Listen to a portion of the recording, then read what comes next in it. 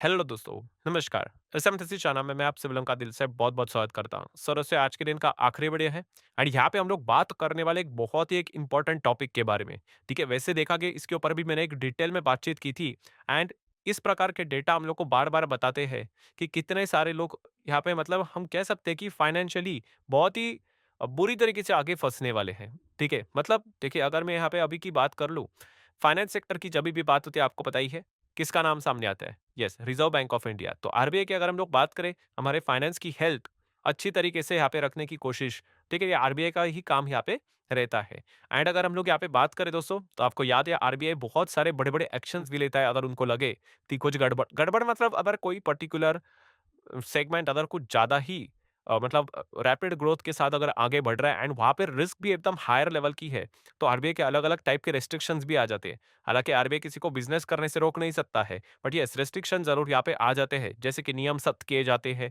ठीक है? या फिर लोन डिस्ट्रीब्यूशन की अगर हम लोग बात करें, तो उसमें बहुत ज़्यादा हम कह सकते हैं कि नॉर्म्स कंडीशन डाली जाती है। अभी बेस्ट एग्ज़ाम्पल ही ले लेते हैं, कौन-सा? गोल्ड का। अभी रिसेंटली हम लोगों ने देखा था कि गोल्ड लोन जो पहले मिलता था, अभी ये काफ़ी ज़्यादा सख्त यहाँ पे हो चुका है क्योंकि आरबीआई ने नए ड्राफ्ट गाइडलाइंस यहाँ पे लेकर आए थे एंड इस चीज़ के चलते बहुत सारे एनबीएफसी छोटे साइज़ के जो बैंक है, जो गोल्ड लोन यहाँ पे देते थे, उनके लिए अभी काफ़ी कठिनाई यहाँ पे हो चुकी है, ठीक है? एंड यही चीज़ की अगर हम लोग यहाँ पे बात करें दोस्तों, ये जो प्रॉब्लम है दोस्तों, ये लोन से रिलेटेड, ये लगातार बड़ा होते हुए देखने को यहाँ पे मिल रहा है। इसके स्वरूप आपको अलग-अलग देखने को मिलेंगे, ठीक है? बट अभी की अगर हम लोग यहाँ पे बात करें दोस्तों कौन-सी चीज़ की हम लोग बात करें, तो दोस्तों अनसिक्योर्ड लोन। अभी अनसिक्योर्ड लोन को लेकर आरबीआई कब से वॉर यहाँ पे कर रहा है एंड इसके भी अलग-अलग टाइप हमको देखने को यहाँ पे मिल जाते हैं। उसमें से एक टाइप होता है दोस्तों आप सभी लोगों को पता ही है वो है credit card. Yes, credit card की अगर हम लोग बात करें इसमें यूथ इतने ज़्यादा अटक चुके हैं, ठीक है? कि क्या ही बोलूँ, ठीक है? एंड इसमें मतलब अगर देखा गया ना ये मिल तो ईज़िली जाता है, ठीक है? बट प्रॉब्लम क्या हो जाता है टाइम पे अगर पेमेंट नहीं किया, इतना ज़बरदस्त पेनल्टी यहाँ पे लगा देते हैं कि क्या ही बताऊँ और काफ़ी लोगों को इस चीज़ के बारे में प्रॉपरली नॉलेज होती है ही नहीं। एंड आप खुद देख सकते हो दोस्तों आरबीआई का ऑफिशियल डेटा है उनके साइट के ऊपर भी आपको मिल जाएगा कि आरबीआई ने बताया कि ये जो साल अभी खत्म हुआ है 2024 की अगर हम लोग बात करें पिछला वाला ही क्रेडिट कार्ड के डिफॉल्ट 28% तक बढ़ चुके हैं as compared to the earlier year. मतलब 2023 के मुकाबले 24 की अगर बात करें 28% डिफ़ॉल्ट बढ़ते हुए देखने को मिल रहा है, जो कि कितना टच किया है? 6,742 करोड़। आप अंदाज़ा लगाइए ये कितना बड़ा अमाउंट है, कि लोग कितना डिफ़ॉल्ट कर रहे हैं और डिफ़ॉल्ट मतलब आप अंदाज़ा समझ रहे हो ना, कि कितना आपको रेट ऑफ इंटरेस्ट यहाँ पे लगेगा, चार्जेस यहाँ पे लगेंगे, ठीक है? उसके ऊपर भी अभी हम लोग यहाँ पे ज़रूर आएँगे। तो आप देख सकते हो आरबीआई ने बताया कि क्रेडिट कार्ड के जो यूसेज है, एकदम आग की तरह आगे बढ़ते हुए देखने को मिले पिछले खास करके 3 साल में, ठीक है? एंड इसके पीछे का मेजर पॉइंट क्या है दोस्तों कि डिजिटल वे जो चीज़ें हम लोग को देखने को यहाँ पे मिल रही है, इसकी जो पॉपुलैरिटी क्योंकि खास करके हम कह सकते हैं कोविड के बाद डिजिटली चीज़ें बहुत आगे बढ़ी है। ठीक है, पहले भी थी बट जो कोविड ने जो चीज़ें यहाँ पे बदली है, बहुत कुछ यहाँ पे हम कह सकते हैं कि जो डिजिटल बिज़नेस थे, वो काफ़ी रैपिडली आगे बढ़ते हुए देखने को यहाँ पे मिले थे एंड उसमें भी हम कह सकते हैं दोस्तों, ये क्रेडिट कार्ड वाली चीज़ें देखने को यहाँ पे मिल रही थी एंड खास करके हम कह सकते हैं आपको पता ही है, अगर आप किधर भी शॉपिंग करने जाते हो, ई-कॉमर्स की अगर हम लोग प्लेटफ़ॉर्म की बात कर ले, आप देखते हो कि नहीं ये फ़ोन मुझे लेना है, ठीक है, 1 लाख रुपया अगर ये क्रेडिट कार्ड इस्तेमाल करूँ 15% ऑफ, 10% ऑफ, ये ऑफर, वो ऑफर, ये किसके ऊपर देते हैं वो? क्रेडिट कार्ड के ऊपर देते हैं। डेबिट कार्ड के ऊपर आपने कभी देखा है? अ, एकदम मतलब बहुत मुश्किल से अगर कुछ होगा तो। बट जितने भी ऑफर्स होते हैं वो क्रेडिट कार्ड के ऊपर होते हैं एंड इसीलिए लोग क्या करते हैं क्रेडिट कार्ड लेना यहाँ पे स्टार्ट कर देते हैं एंड उसके बाद वो यहाँ पे ट्रैप होना स्टार्ट यहाँ पे हो जाते हैं एंड यही चीज़ें देखने को मिल रही है कि लोन के ऊपर वो सारी चीज़ें तो यहाँ पे करें। क्रेडिट कार्ड मतलब क्या लोन ही तो है एंड उसके बाद जो एनपीएस हम लोग को बढ़ते हुए देखने को मिल रहा है एनपीए मतलब समझते हो ना कि जिस तारीख को आपको बोला था कि आपको अपनी किस्त चुकानी है वो तारीख को आपने डिफ़ॉल्ट किया एंड उसके बाद 90 दिन भी आप वो पैसे को नहीं लौटा पाए। मतलब लगभग-लगभग मोटा-मोटी 3 महीना, फिर आपका नाम एनपीए में घोषित हो जाता है। ठीक है? मतलब आप अंदाज़ा लगा सकते हो कि ऑलमोस्ट वो पैसा अभी रिकवर होना काफ़ी मुश्किल हो जाएगा। सो इस प्रकार की अगर हम एनपीएस की बात कर ले, डिफ़ॉल्टेड कस्टमर की बात कर ले, 28.42% तक ये बढ़ चुके हैं। लगभग साढ़े 6 हज़ार करोड़ से ज़्यादा का अमाउंट अभी हम लोग को यहाँ पे फँसते हुए देखने को यहाँ पे मिल चुका है। एंड खुद आरबीआई ने ये बात बताई है दोस्तों 2023 में देखो 5,250 करोड़ इतना अमाउंट हम लोग को देखने को मिला था। इसमें 1,500 करोड़ और जुड़ते हुए देखने को यहाँ पे मिल चुके हैं और ये चीज़ें हम लोग को और भी बड़ी होते हुए देखने को मिल रही है। जहाँ पे आप देख सकते हैं आरबीआई ने ही बताया ये डेटा 2020, 21, 22, 23, 24 इसमें आप देख सकते हैं कितने का लोन बाँटा है। 1,40,000, 1,55,000, 197, 2,50,000, 2,92,000 इतना हो चुका है एंड एनपीए आउटस्टैंडिंग देखो। एनपीए आउटस्टैंडिंग मतलब वही डिफ़ॉल्ट यहाँ पे किया है, प्रॉपर्ली टाइम पे नहीं दे रहे, 1,100 करोड़ था।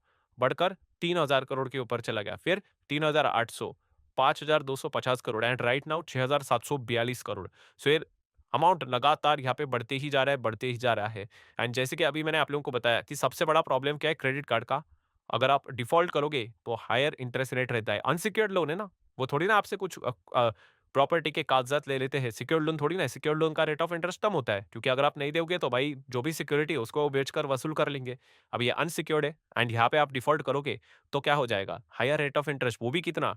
42 से लेके 46% तक, इतना रेट ऑफ इंटरेस्ट यहाँ पे चार्ज करते हैं। जस्ट इमेजिन, लगभग-लगभग मोटा-मोटी आप 50% ही बोल ले, ठीक है? एंड इस चीज़ की नॉलेज काफ़ी लोगों को यहाँ पे होती ही नहीं है, ठीक है? डिफ़ॉल्ट कर दिया, क्या हो गया करके, ठीक है? उसमें भी आप सभी लोगों को पता है, एक डिफ़ॉल्ट रोकने के लिए क्या करते हैं, दूसरा लोन स्टार्ट कर देते हैं, ठीक है? मतलब बोलते हैं ना वो एवरग्रीन टाइप कैसी चीज़ें होती है, इसके टोपे उसके सर, इस प्रकार की चीज़ें भी हम लोग को बहुत होती हुई देखने को यहाँ पे मिल चुकी है। एंड ये पॉइंट को नोट कर लेना दोस्तों, कौन से वाले पॉइंट को, कि यस सुप्रीम कोर्ट ने ये जो पुराना नियम था उसको यहाँ पे हटा दिया है। कौन-सा पुराना वाला नियम? कि पहले बोला था कि 30% का कैद, मतलब अगर आपका क्रेडिट कार्ड है, आपने डिफ़ॉल्ट किया, तो 30% से ज़्यादा चार्ज नहीं कर सकते। ये जो नियम था, वो सुप्रीम कोर्ट ने यहाँ पे रिमूव कर दिया। उन्होंने बोला bank can charge you more for the late credit card payment. इसके ऊपर मैंने डिटेल में वीडियो भी बनाया था। तभी भी आपको सावधानी से काम करने के लिए कहा था कि अभी अगर आप डिफ़ॉल्ट करोगे, तो भाई ये 30 के ऊपर चले जाएँगे, 35, 40, 45, 50 तक भी यहाँ पे जा सकते हैं एंड बाद में आपको दिक्कतें यहाँ पे हो सकते हैं एंड कितने सारे लोग हम लोग को फँसते हुए भी देखने को यहाँ पे मिल रहे हैं। सो अगेन कहना चाहूँगा, देखिए मैं आरबीआई यहाँ पे इन चीज़ों को ऐसा नहीं रहे कि भाई क्रेडिट कार्ड मत बाँटो, ऐसा नहीं कर सकते हैं, ठीक है? बट यहाँ पे जो अलग-अलग टाइप के जो रिस्ट्रिक्शन होते हैं, क्योंकि अल्टीमेटली अनसिक्योर्ड लोन्स में ही आ जाते हैं, तो वो हम लोगों को इससे रिलेटेड कोई ना कोई एक्शंस देखने को यहाँ पे मिल सकते हैं, वरना हम ये भी चेक कर सकते हैं कि एनपीएस की ये जो संख्या है, वो लगातार यहाँ पे बढ़ती ही रहेगी। एंड दोस्तों इसी टॉपिक को लेकर आपको बताइए, let's learn stock market and finance इस चैनल के ऊपर पिछले हफ्ते आई गेस संडे ही था, ठीक है? वहां पे मैंने एक डेटा आप लोगों को बताया था कि यस सरकार ने खुद डेटा बताया कि लोग कैसे कंगाल हो रहे हैं, ठीक है? मतलब कितने ज्यादा लोग यहाँ पे लोन लेते हैं, अंधाधुंध लोन लेते हैं। और वो डेटा भी ऐसा था दोस्तों कि मतलब लोन लेने के बाद कितने लोगों ने सुसाइड तक किया है, ठीक है? क्यों? क्योंकि वो वापस रिपे ही नहीं कर पा रहे हैं। तो ये चीजें जरूर, ये वाला वीडियो देख लेना, काफी इंपॉर्टेंट वीडियो है, फाइनेंस से रिलेटेड जो नॉलेज है वो आपकी यहाँ पे बढ़नी चाहिए। इसका लिंक भी मैं चलो आपको ऊपर आई बटन पे यहाँ पे दे देता हूँ। सो बस इसी प्रकार के अलग-अलग टाइप के लोन्स होते हैं दोस्तों एंड याद रखना, जहाँ पे आपको ईज़ी लोन मिलेगा, वहाँ पे अगर आप डिफ़ॉल्ट करते हो बहुत भारी भरकम पेनल्टीज़ होती है दोस्तों, ठीक है? सो ये पॉइंट्स आप ज़रूर नोट करके चल लेना।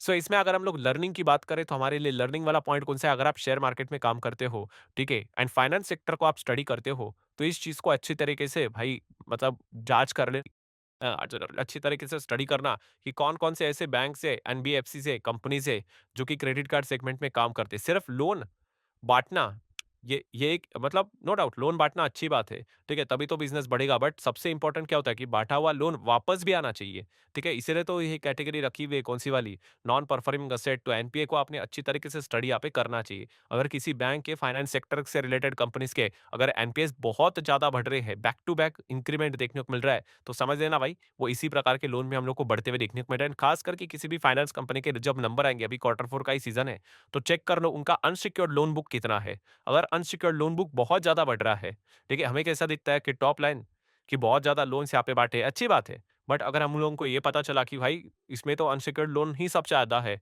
तो वो खतरे की घंटी है, ठीक है? आगे जाके अगर डिफ़ॉल्ट्स बहुत ज़्यादा यहाँ पे बढ़ेंगे, तो काफ़ी दिक्कत यहाँ पे हो सकती है एंड फिर वो बैंक का जो स्टॉक है, वो नीचे आकर आपको स्टक होते हुए भी देखने को यहाँ पे मिल सकता है, ठीक है? तो ये सारी चीज़ें आप लोगों ने अच्छी तरीके से चेक करके डिसीज़न यहाँ पे लेने होते हैं, ठीक है? एंड इसके पहले भी हम लोगों ने देखा था, जब लास्ट टाइम क्वार्टर 3 नहीं, इसके पहले भी क्वार्टर 2, क्वार्टर 1 में यहाँ पे बड़े-बड़े बैंक्स में हम लोग को ये चीज़ें होती हुई देखने को मिल रही थी। अनसिक्योर्ड लोन बढ़ते हुए देखने को मिले थे। काफ़ी लोग शॉक हो गए थे। पता है क्यों? क्योंकि कंपनीज़ के जो नंबर थे, बड़े-बड़े बैंक्स के काफ़ी शानदार थे। फिर भी नेक्स्ट दिन स्टॉक पता है आपको, डाउन आ गया था। क्यों?